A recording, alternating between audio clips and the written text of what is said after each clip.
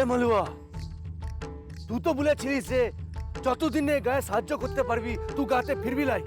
হ্যাঁ, আজ তো তুই টাকালা, আজ তুই আমাদের সকলকে সাহায্য করলি, এই গাটাকে বাঁচাইলি। হ্যাঁ, আমরা তোকে জিতে দিব লাই, তোকে গাতেই থাকতে হবে। কি থাকতে হবে?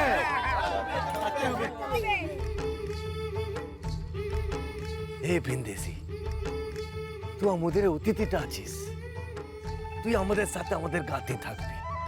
হ্যাঁ, আমু এই গায়ে সর্দার, আমু তোকে বলছি, তো যতদিন ইচ্ছা তুই আমাদের গাতেই থাকবি। কে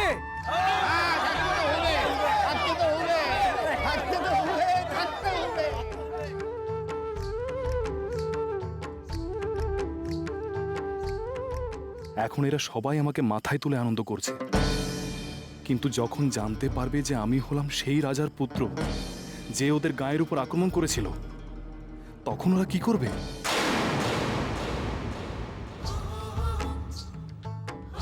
ভিনদেশি, তুই আমাদের যা উপকার করেছিস তার কোনো দাম হয় না, কিন্তু তবু আমরা এর দাম দেবো। আয় আমাদের গাঁটাতে চল, এসো সকলে আয়।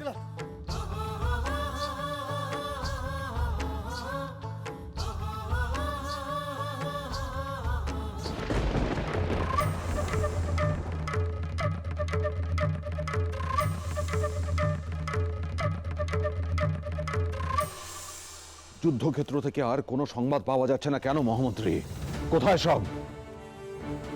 এখনই সব সংবাদ এসে যাবে মহারাজ। আর আপনি এত চিন্তা করছেন কেন? এ যুদ্ধে জয় আমাদেরই হবে। কিন্তু মেজরানি যে চিন্তা দিয়ে গেল, সূর্যকুমারের যে কোথাও থেকে কোনো সংবাদ পাওয়া যাচ্ছে না। মহারাজ, আমার মনে হয় যুবরাজ যেখানেই আছেন ভালো আছেন। কালাচাঁদ সঙ্গে আছেন, উনিই সব দেখবেন। তাই যেন হয় মহামন্ত্রী, সূর্য যেন ভালো থাকে, যুদ্ধে যেন আমরা জয়ী হই।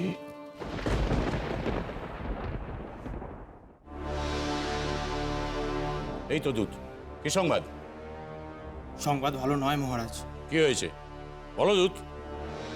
টুলুংদিঘির উত্তর প্রান্তে আমাদের আর কোনো সেনা নেই মহারাজ, সবাই পালিয়েছে। পালিয়েছে অর্থ কি? ওদের এত শক্তি যে ওরা সূর্যনগরের সেনাদের পালাতে বাধ্য করলো? অস্থির হবেন না মহারাজ, এখনো দক্ষিণ প্রান্ত বাকি আছে। বলো দূত, দক্ষিণ প্রান্তের কি খবর? কি হলো, চুপ করে আছো কেন? আমার ধৈর্যের বাঁধ ভেঙে যাচ্ছে। বলো কি সংবাদ? টুলুনদিঘির দক্ষিণ প্রান্তে আমাদের সেনাদের আর কোনো চিহ্ন নেই মহারাজ, সেখানে আমাদের সৈন্যরা পরাস্ত হয়েছে।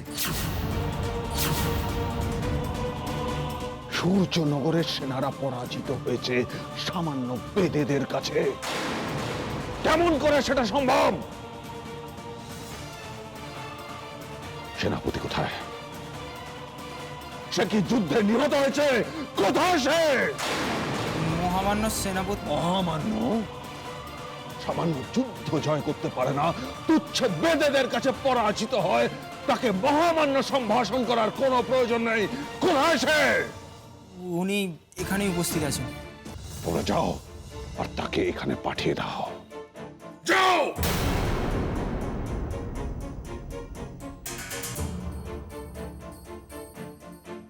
পরাজিত তুচ্ছ বেদেদের কাছে। আপনি অস্থির হবেন না মহারাজ। কেমন করে তা সম্ভব মহামন্ত্রী? তুচ্ছ বেদেদের কাছে আমরা পরাজিত হয়েছি আর আপনি বলছেন স্থির হয়ে থাকতে? সে কি সম্ভব? মহারাজ, মহারাজ আমরা জানি তোমাদের পরস্ত হওয়ার খবর সাধ করে আর আমায় দিতে হবে না। মহারাজ, আমরা ওদের প্রায় কাবু করে ফেলেছিলাম। লজ্জা করে না?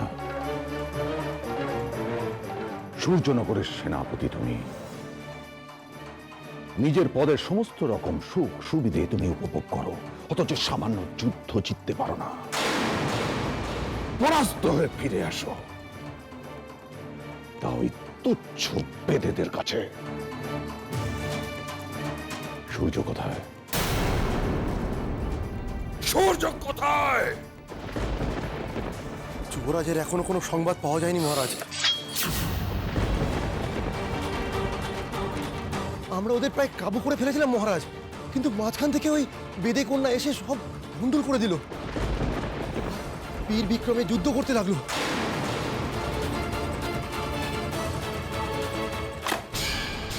তোমরা এক সামান্য বেদে কন্যার কাছে পরাস্ত হয়ে ফিরে এলে।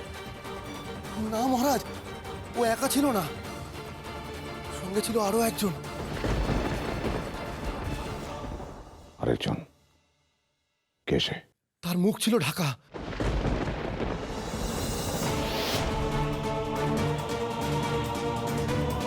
সুগঠিত শরীর,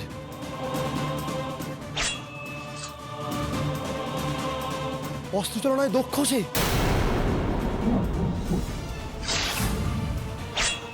আর তেমনি নিপুণ তার রণকৌশল।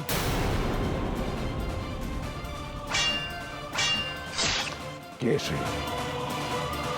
কে সে অচেনা অজানা মানুষ যে বেদেদের হয়ে লড়াই করে সূর্যনগরের সেনাদের পরাস্ত করেছে?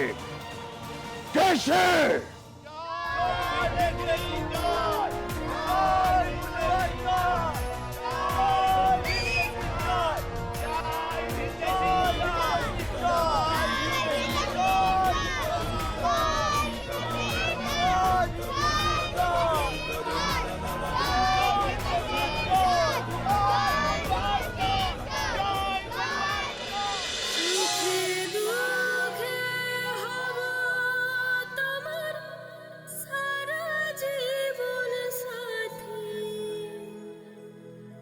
দেখবে যখন স্বপন তুমি জাগব সারা রাতে উজান গাঙে পানসি যেমন কি দেখছিস রে মলুয়া? দেখার মতোই তো, ওরকম যোদ্ধা আমি আমার সারা জীবনেও দেখিনি। তাতে কি, আমাদের মলুয়াও কম বড় যোদ্ধা নাকি? দুই যোদ্ধার জুড়ি কিন্তু বেশ ভালো।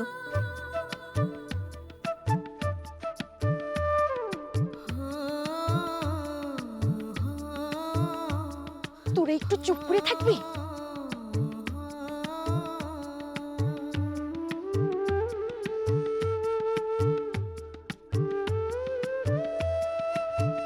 तू तो बेदे सरदार माधव काका, तू জানিস না ই গায়ে বিদে ছাড়া আর কেউ থাকতে পারে না। আগে ও ভিনদেশিটার পরিচয়টা জানতে দিতে হবে।